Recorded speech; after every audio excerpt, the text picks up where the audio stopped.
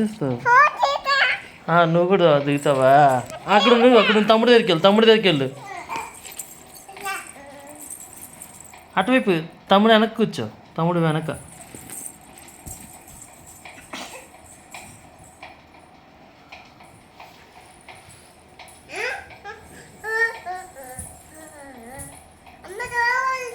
ఏం పెట్టుకోలేదు.